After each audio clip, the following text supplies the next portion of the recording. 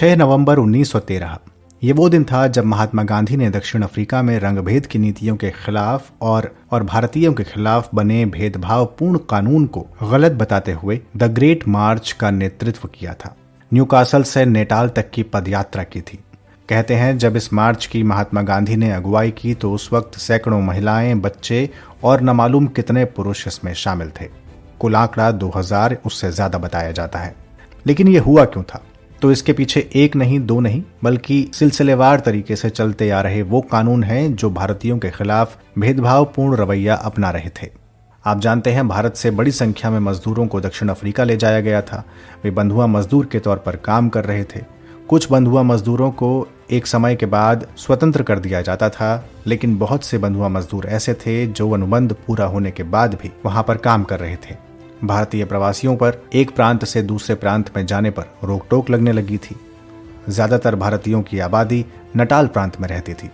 Natal की सरकार को लगा कि इससे श्वेतों के वर्चस्व पर असर पड़ सकता है। धीरे धीरे भारतीय नागरिकों के अधिकार छीने जाने लगे। उनके ऊपर टैक्स लगाया जाने लगा। इन सब का अर्थ केवल यही था कि या तो लोग फिर से बंधुआ मजदूरी करने लगे या फिर भारत लौटने के लिए मजबूर हो जाएं। महात्मा गांधी जब दक्षिण अफ्रीका पहुंचे तो उन्होंने भेदभावपूर्ण कानून के विरोध में कई कदम उठाए। दक्षिण अफ्रीका में भारतीयों के इस हालात से अवगत कराने के लिए उन्होंने इंडियन ओपिनियन नाम का समाचार पत्र शुरू किया। साल 1906 में ट्रांसवाल की सरकार ने एक ऐसा कानून निकाला जिसके तहत हर भारतीय पुरुष, महिला और 8 साल से अधिक उम्र के बच्चों को अपना रजिस्ट्रेशन करवाना और रजिस्ट्रेशन सर्टिफिकेट लेना जरूरी था। अगर ऐसा नहीं किया जाता तो उसे अपराध माना जा रहा था। इस कानून के खिलाफ सत्याग्रह हुआ। लोगों ने कानून की अवज्ञा की और जेल गए।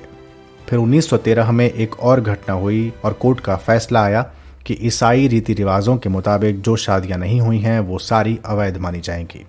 इससे भारतीयों को ठेस पहुंची, क्योंकि ज्यादातर भारतीयों का विवाह अवैध हो जाता।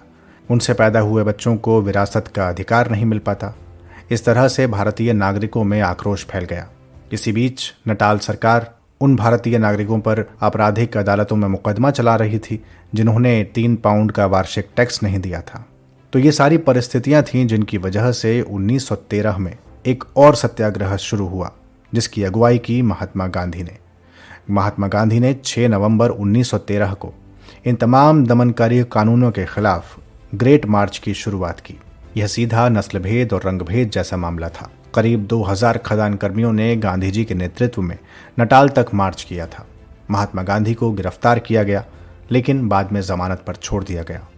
महात्मा गांधी फिर से उस मार्च में शामिल हुए और फिर गिरफ्तार किए गए, लेकिन जीत महात्मा गांधी की हुई।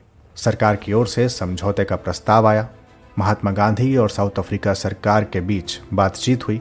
एक विधेयक पास हुआ और भारतीय नागरिकों को उन काले कानूनों से आजादी मिली जिनके तहत उनका उत्पीड़न हो रहा था। इस मार्च के बाद महात्मा गांधी की लोकप्रियता में और अधिक इजाफा हुआ। तो ये थी जानकारी द ग्रेट मार्च के बारे में। इस तरह के और भी वीडियोस देखने सुनने के लिए ध्येय IAS के YouTube चैनल को सब्सक्राइब करना और नोटिफिकेशन बेल को ऑन रखना न भूलें।